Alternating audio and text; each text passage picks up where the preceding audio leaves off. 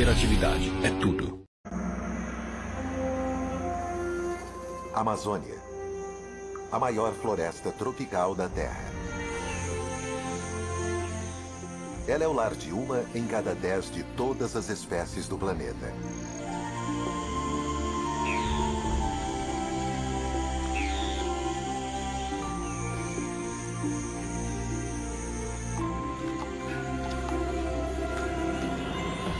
Ela pode parecer um vasto paraíso tropical, mas esconde um lado mais cruel.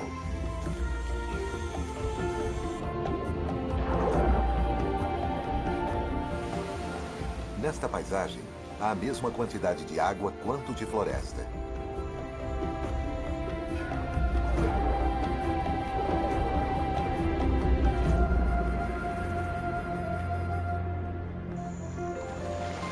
E todos os anos, estes dois mundos colidem, quando a floresta se enche de água.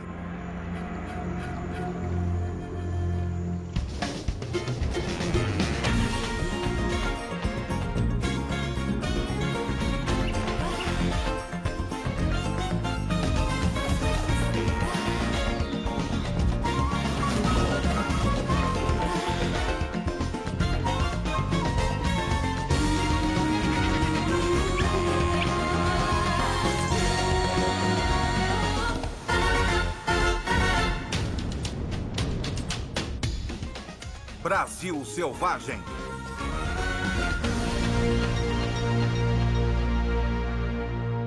A Sombra do Gavião. A Amazônia é inimaginavelmente grande. Dentro deste espaço verde, um número enorme de animais luta para sobreviver. A cada manhã, bugios saúdam o dia. Eles estão anunciando seu domínio dessa parte da floresta. Mas seus chamados alertam um assassino perspicaz.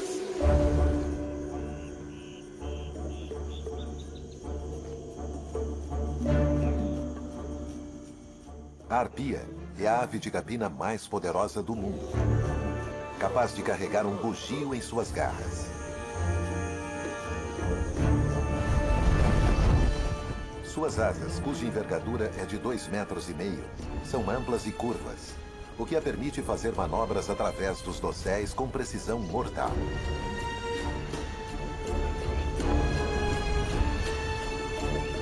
As pernas da arpia podem chegar a ter a espessura de punhos humanos e ela tem as maiores garras entre todas as aves de rapina. Ela é capaz de carregar uma presa com quase o mesmo peso que ela.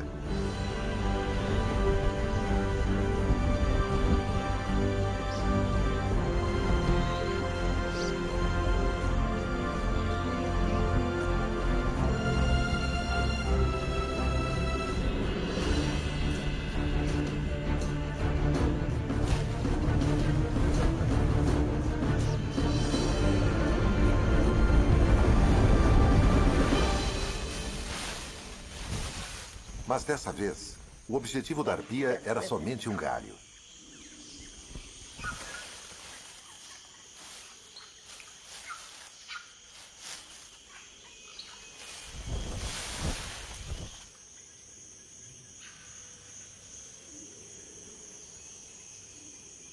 Os gamos são para ela levar para o ninho que fica nos galhos das árvores mais altas da floresta.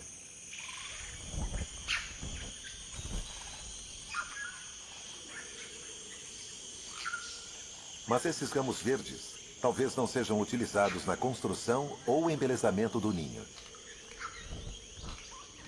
As folhas de muitas das plantas dessa floresta contêm substâncias químicas, venenos, para evitar que os animais as comam. E essas folhas podem agir como repelentes contra insetos. A ave talvez esteja usando armas químicas.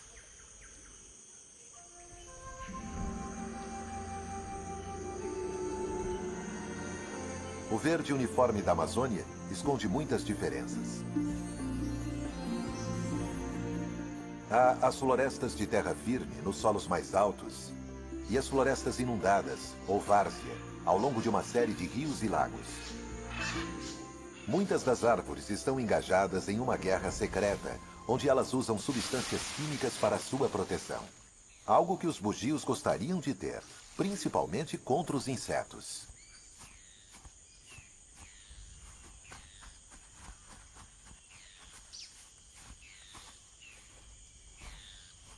Quando não estão se coçando, os macacos fornecem um serviço às árvores. As figueiras oferecem frutos nutritivos e macios com sementes pequenas.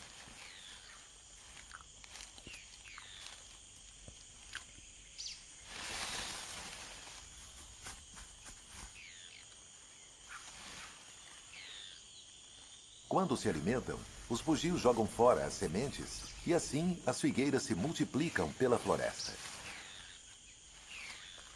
Na guerra invisível, as árvores lutam para manter suas folhas, muitas usando venenos para evitar que os animais as comam, mas ao mesmo tempo incentivando as criaturas a comerem seus frutos.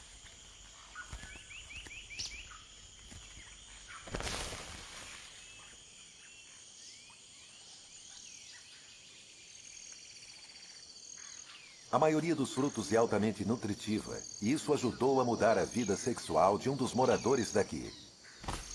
O galo da Serra do Pará. Todas as manhãs, depois de se fartar rapidamente de frutas, os fabulosamente coloridos machos se reúnem em uma área de exibição comunal.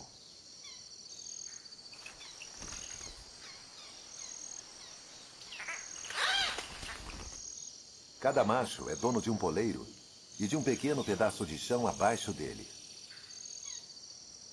É por serem abastecidos pelas frutas que os machos conseguem passar a maior parte do dia se exibindo.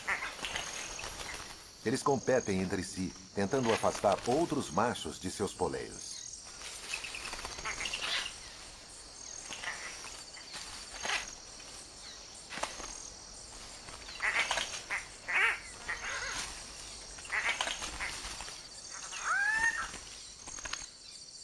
A chegada de uma fêmea unicolor faz os machos descerem, cada um para sua área individual.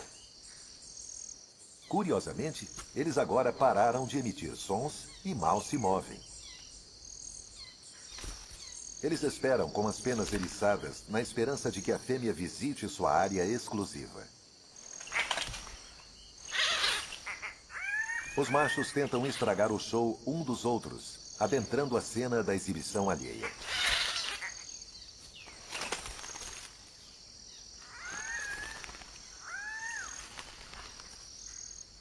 A fêmea observa e avalia a qualidade do que os machos têm a oferecer.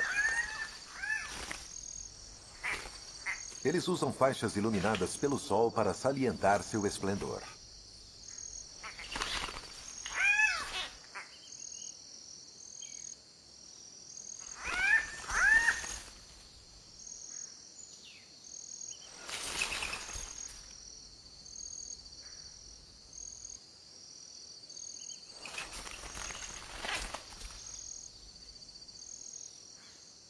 Ela escolheu um macho na margem extrema da área de exibição, onde o acasalamento acontece discretamente.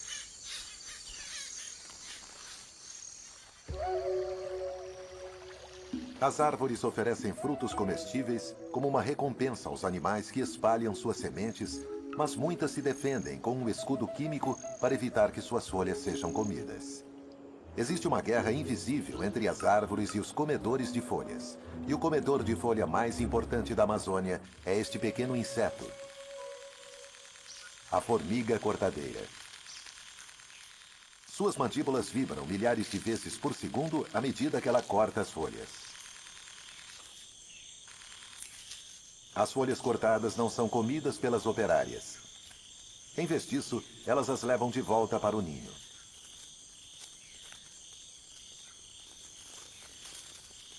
À medida que se deslocam, as formigas deixam uma trilha de odor para marcar o caminho. Esta substância química, um feromônio, é muito poderosa, e cada formiga consegue produzir apenas 1/1000º de uma grama dele. Uma folha pode chegar a 20 vezes o peso da formiga, o equivalente a um ser humano carregando uma carga de 1 tonelada. Porém, mais surpreendente ainda, estes mini-hércules chegam a mais de 100 metros de seu ninho, o equivalente humano a uma caminhada de 24 quilômetros. Como se a carga não fosse o suficiente, formigas maiores sobem nas folhas nas costas das carregadoras para protegê-las de moscas parasitas.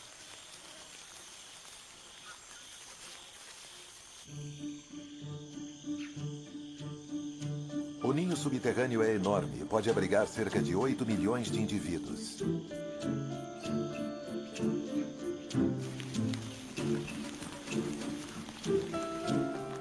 As folhas são levadas para uma câmara especial, onde uma classe diferente de formigas as corta em pedaços menores.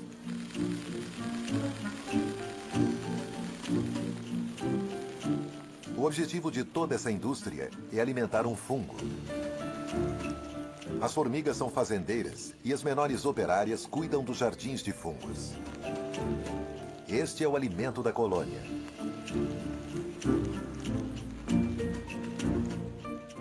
As formigas e os fungos dependem totalmente uns dos outros. Se as formigas trouxerem folhas envenenadas que não sejam adequadas aos fungos para o ninho, algo as avisará e então elas coletarão outras folhas. A rainha é uma gigante no mundo liliputiano. Ela chega a pesar 1.500 vezes mais do que as formigas jardineiras. Apenas ela produz os ovos que se transformarão nos muitos tipos de operárias. A colônia está sempre ocupada, escavando novas câmaras para cultivar mais fungos. O espólio é levado para fora e excluído.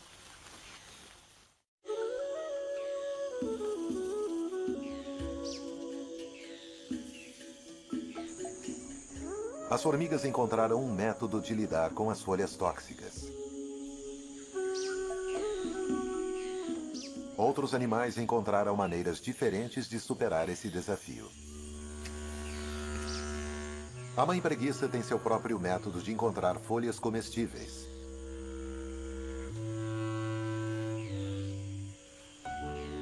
Bem devagar.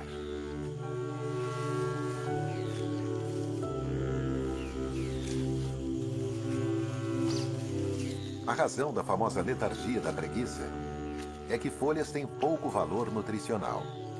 Então, a preguiça economiza energia com um metabolismo muito lento.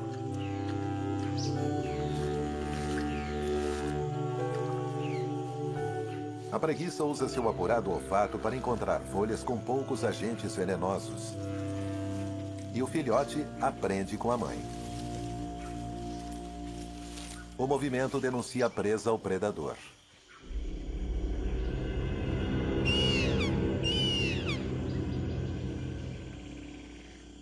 Mas isso não é problema para a preguiça, que descansa e dorme durante a maior parte do dia.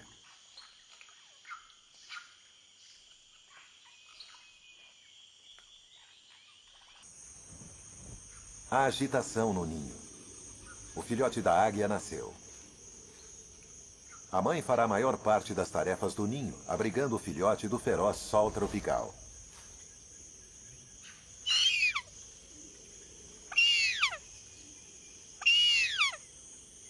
O filhote passará 5 meses no ninho, até que chegue a ter o tamanho dos pais. Durante esse tempo, eles trarão galhos como uma forma de controlar os insetos. A mãe vê algo se movendo.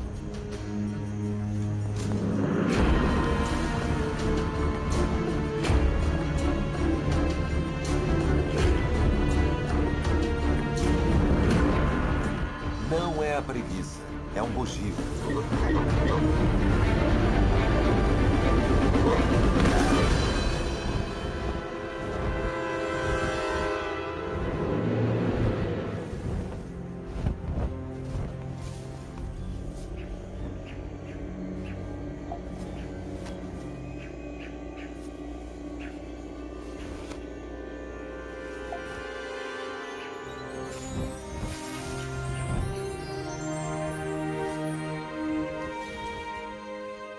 O macaco será um dos muitos que os pais trarão ao único filhote durante os próximos meses.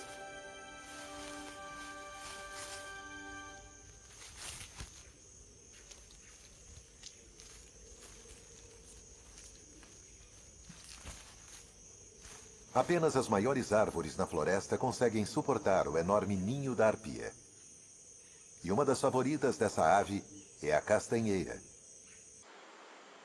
É um gigante da floresta, e seus frutos também são enormes.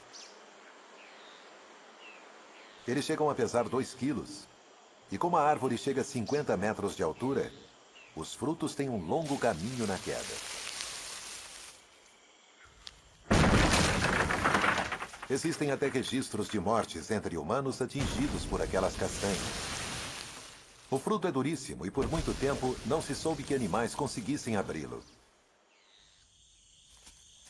Mas agora sabemos que este roedor, a cutia, não só come as castanhas, como ajuda a produzir novas árvores.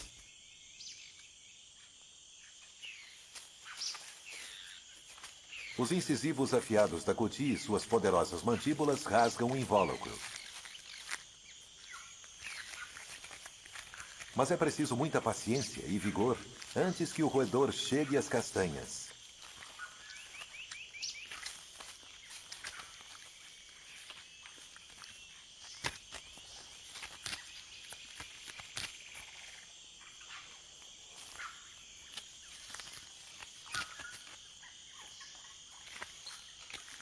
A cutia come algumas e enterra o restante para mais tarde.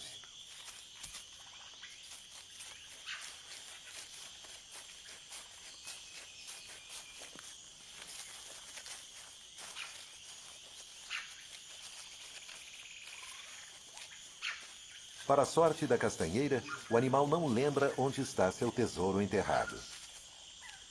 E assim, na cutia, a castanheira tem um jardineiro bem pago que até ajuda a plantar suas sementes.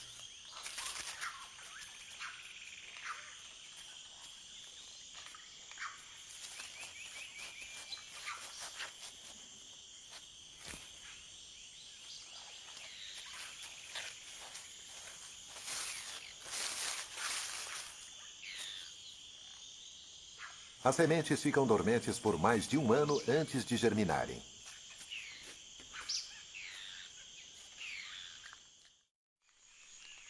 Existe outro animal que também recorre ao fruto da castanheira.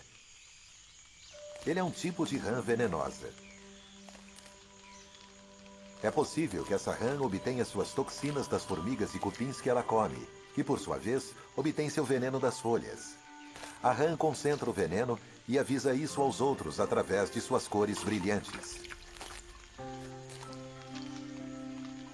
A fêmea põe os ovos no chão úmido da floresta.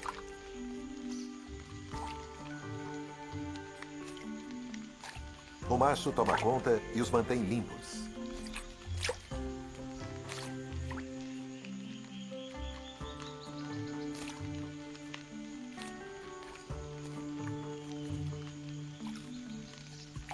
Quando nascem, ele lhes dá carona.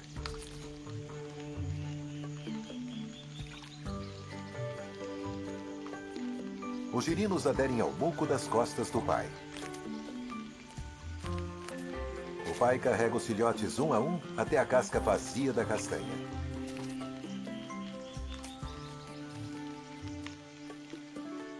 Ele verifica o lago em miniatura para ver se tem alimento bastante para seus filhotes.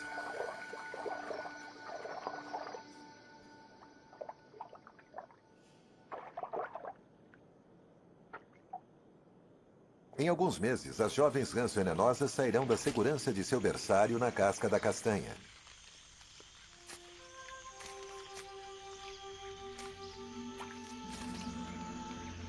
A floresta amazônica é um lugar difícil onde viver. Não é um paraíso, pois está repleto de plantas venenosas e desagradáveis que seus habitantes precisam enfrentar. Os bugios precisam descansar e dormir durante horas, enquanto digerem as folhas que comeram.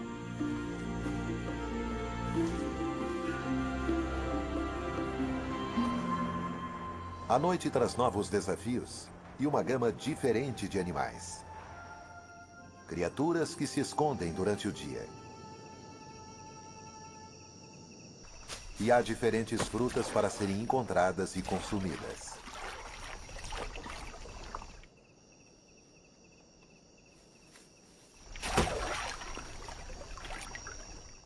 A cuíca se prepara para a noite.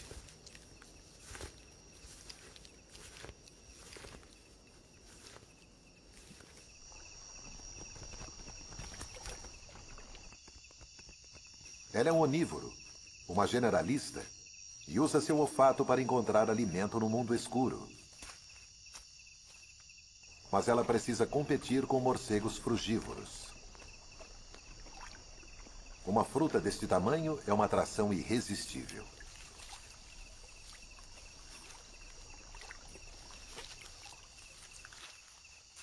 A cuíca precisa agir rápido se quiser afastar os morcegos famintos.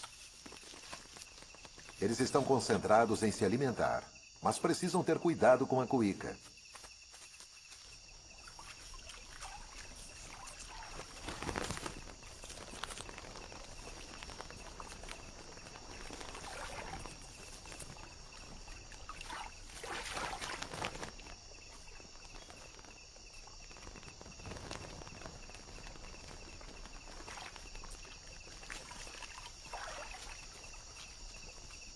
A atração das frutas no solo é tanta que quando a cuíca vai embora, os morcegos retornam. Eles estão distraídos com o frenesi da alimentação e não percebem que a cuíca voltou.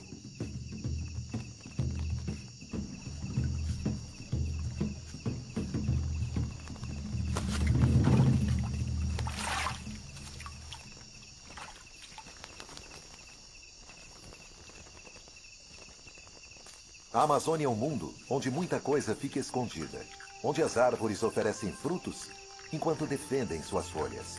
Um mundo de venenos, onde plantas e animais lutam em uma guerra invisível. Mas tanto para as plantas quanto para os animais, há um desafio enorme. O clima.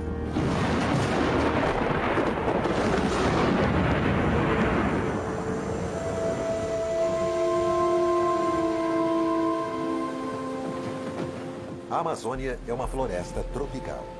Cerca de 250 centímetros de chuva caem todos os anos.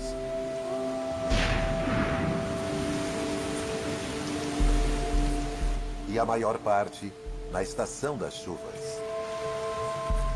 As árvores e suas folhas têm um papel crucial no clima, pois metade da chuva que cai vem da própria floresta.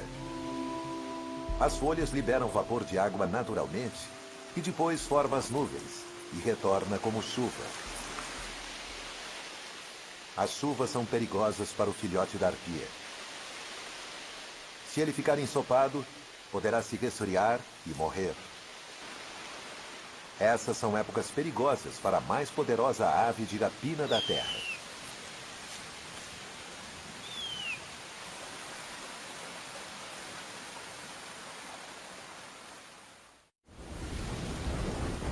As chuvas transformam a floresta amazônica e muitos de seus rios.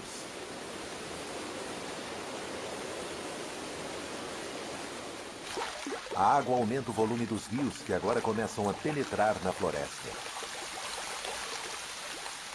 As tempestades são tão intensas que a floresta se torna um mundo anfíbio.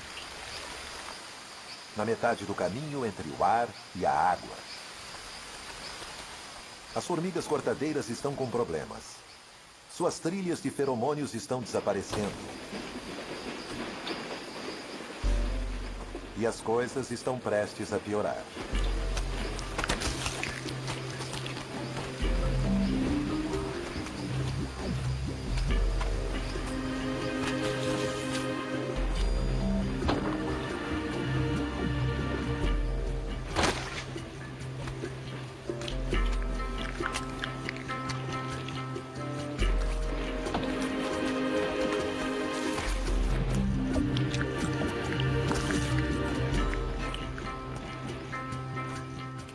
Não são apenas as torrentes de água vindas de cima. Os rios continuam subindo, submergindo suas trilhas. As formigas, as maiores consumidoras de folhas da floresta, estão encharcadas pela estação das chuvas. À medida que a água sobe, ela se espalha dentro da floresta e cria alguns dos habitats mais exclusivos do mundo. As várzeas e igapós, florestas inundadas sazonalmente.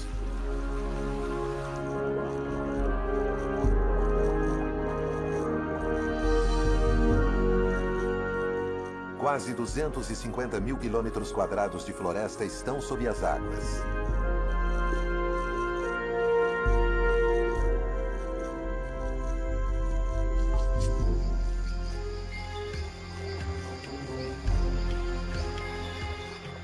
A transformação é total.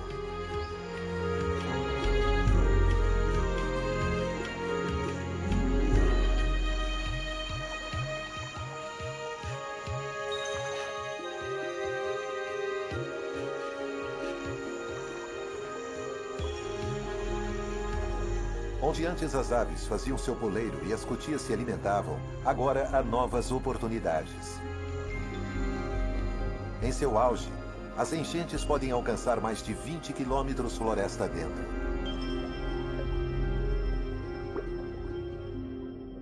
A água está verde, cheia de plâncton microscópico que alimenta cardumes de pequenos peixes à medida que eles se movem por entre a floresta inundada. Os peixes fazem sua casa entre as folhas do solo da floresta, onde antes formigas carregavam suas pesadas cargas.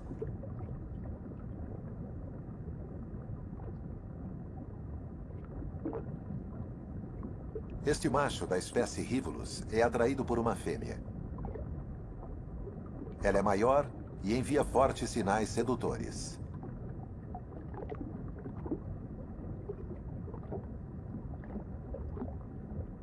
Mas nem tudo é o que parece. O macho está seduzido, mas está indo para a morte. A fêmea não é da sua, mas de outra espécie, a Erythrinus.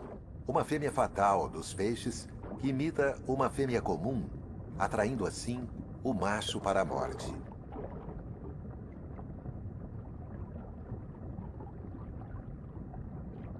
À medida que o nível da água sobe dentro da floresta, predadores maiores se movem com ele. A mata-mata fica na linha de frente à medida que a enchente avança por entre as árvores.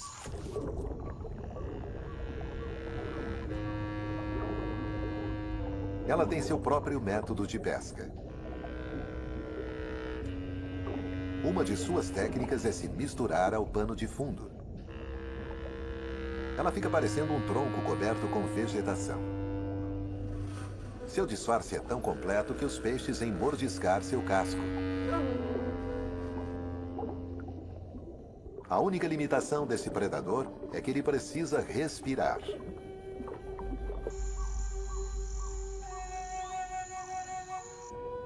Isso restringe a mata-mata às margens mais rasas da enchente invasora.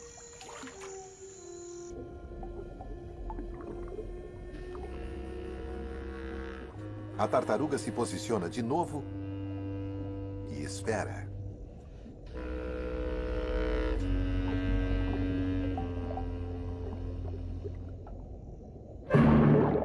E depois explode em movimento.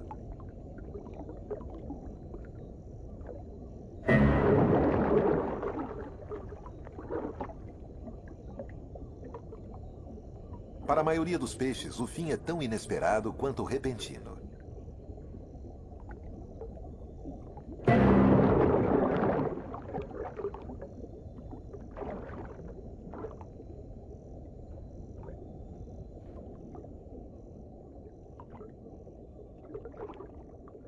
O nome brasileiro, mata-mata, pode se referir à habilidade da tartaruga de matar. Se for isso, é realmente muito apropriado.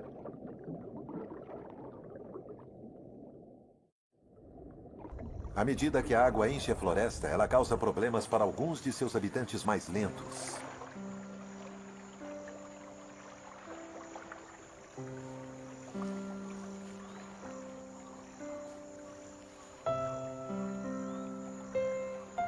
A preguiça enfrenta o novo desafio de ter que se mover de árvore em árvore à medida que procura folhas menos venenosas.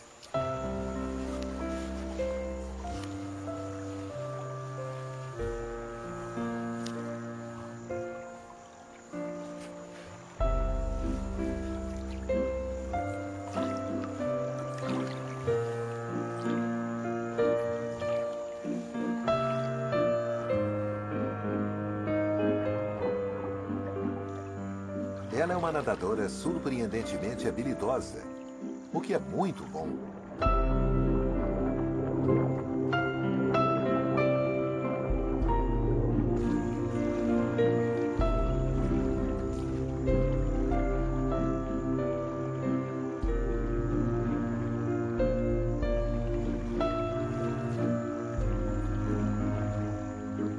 Mãe e filhote conseguem percorrer a nado, muito devagar, as curtas distâncias entre as árvores.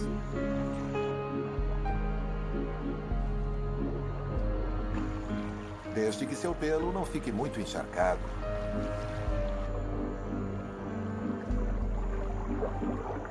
Curiosamente, o pelo molhado da preguiça pode ser uma bênção disfarçada, pois incentiva as algas verdes a crescerem, o que proporciona uma espécie de camuflagem.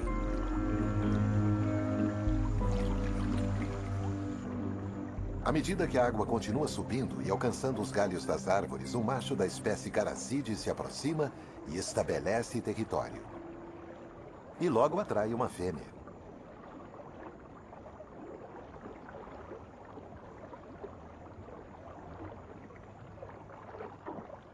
O macho vigia um trecho de água abaixo de um galho. Os caracídeos são os únicos entre todos os peixes que colocam seus ovos nas folhas acima da água.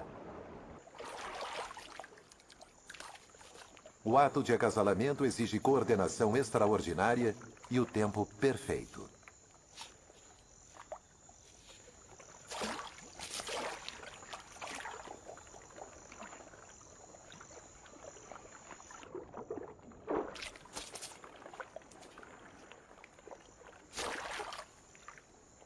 A razão para toda essa precisão é que os ovos do peixe estão mais seguros em uma folha fora da água, longe das bocas famintas.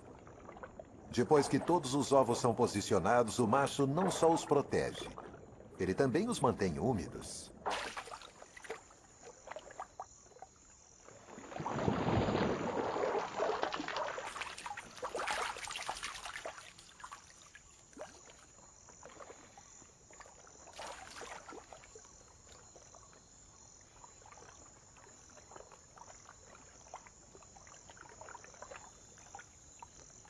Os ovos se desenvolvem rapidamente e depois de 2 dias, os bebês estão prontos para eclodir.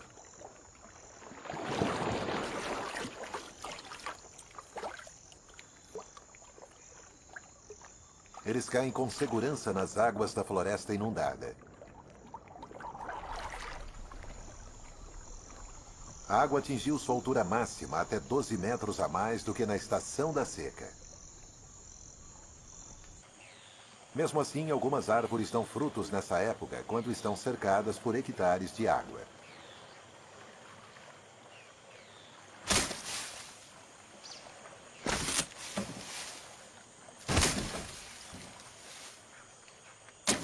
As sementes da seringueira parecem estar sendo desperdiçadas, caindo dentro da água.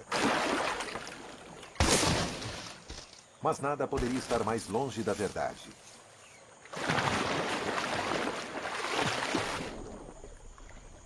Este peixe nada por baixo da seringueira. Ele se alimenta de frutas e sementes com mandíbulas poderosas e dentes capazes de esmagar as mais duras sementes.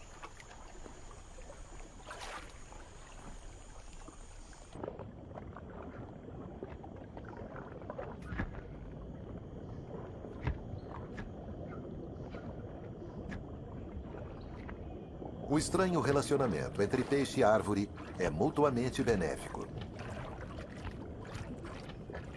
As sementes evacuadas por ele são espalhadas pela floresta inundada. Com uma enchente com nível tão alto, a várzea não é um local seguro.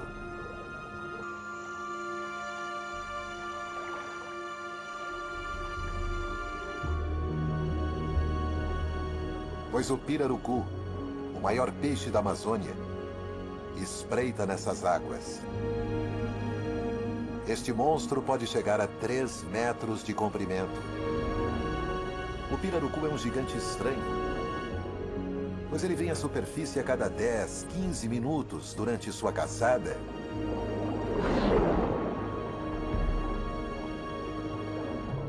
Pois ele precisa respirar.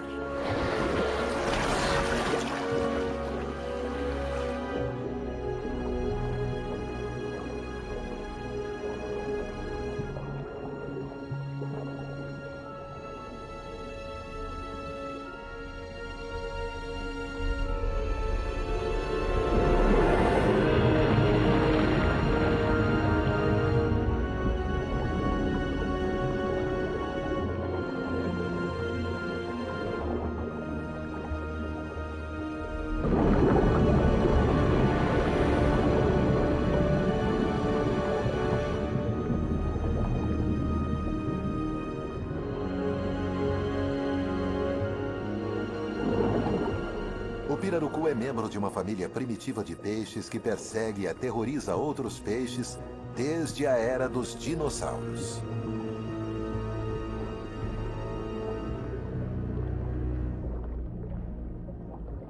E ele tem um parente, outro peixe dinossauro, que assombra o mundo submarino de folhas da floresta inundada.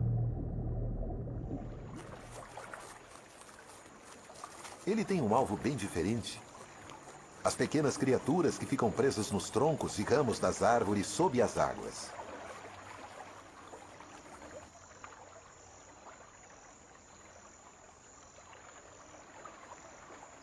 Com 1 metro de comprimento, o aruanã é menor que o pirarucu, mas não menos assustador. A enchente o atrai mais perto do topo das árvores e de suas presas.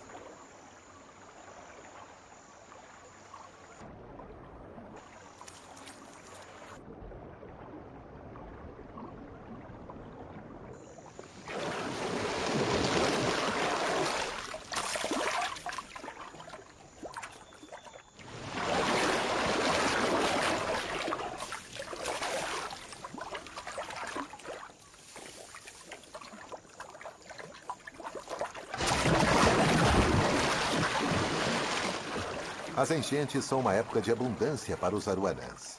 Durante meses, eles terão acesso às árvores.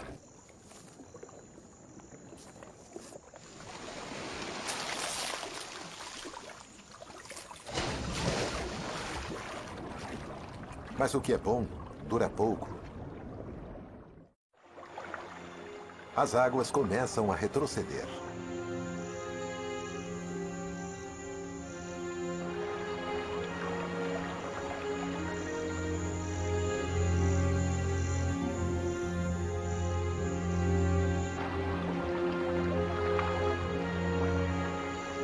Esta é uma época perigosa para os peixes da floresta.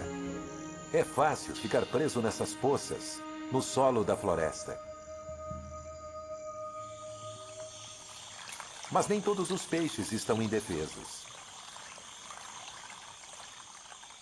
À medida que as poças esvaziam, o Erythrinus, o imitador de assassinos, simplesmente nada sobre o solo. A gravidade o leva rio abaixo. Desta forma notável, ele escapa da morte certa.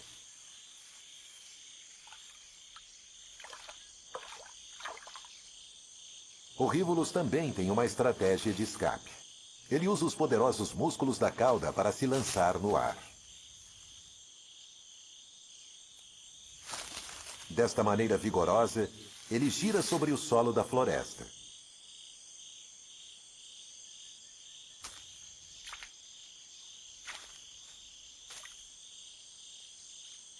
E acaba chegando em águas permanentes.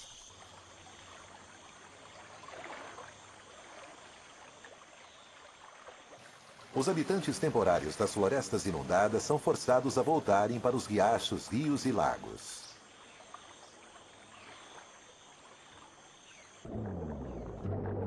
O papai pirarucu vigia seus filhotes. Eles nasceram quando as águas estavam altas e cresceram rapidamente na floresta inundada. Agora, o peixe-monstro mostra seu lado gentil, cuidando de mais de 100 filhotes. Eles já adquiriram o hábito de respirar E essa habilidade é crucial para filhotes e adultos, pois as águas quentes têm uma quantidade muito baixa de oxigênio.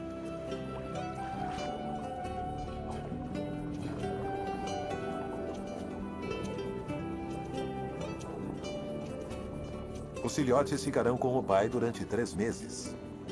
O macho secreta um feromônio na cabeça que mantém os filhotes perto dele.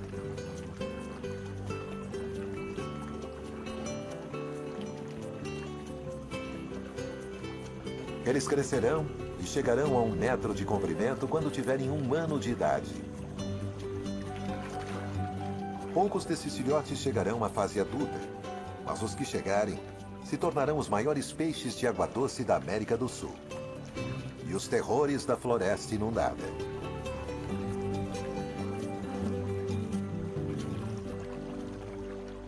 O fluxo das enchentes traz tanto fartura quanto fome para os peixes.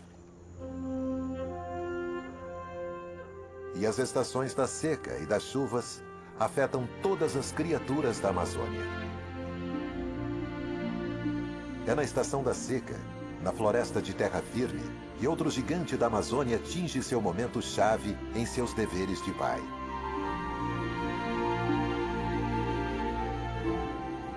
A arpia traz uma refeição para o ninho.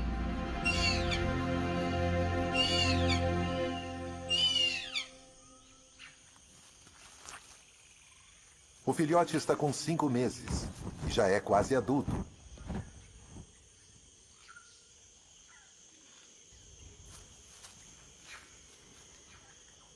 Durante seu longo período no ninho, seus pais lhe trouxeram macacos e preguiças, colocaram folhas para afastar os insetos e o protegeram das chuvas.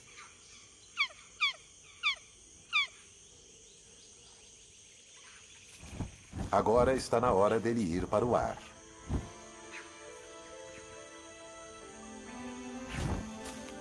Mas antes, o filhote precisa fortalecer suas asas e músculos.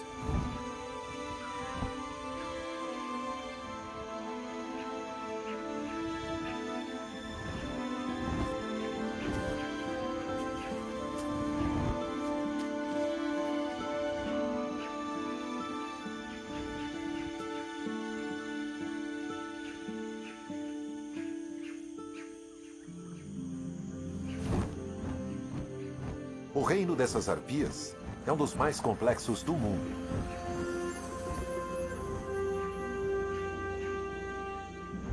As árvores são a chave para a maioria de seus segredos. Elas guardam suas preciosas folhas com venenos. E essas mesmas folhas liberam vapor d'água, que por sua vez produz as nuvens que alimentam as mais notáveis enchentes da Terra. Versão Marshmallow São Paulo.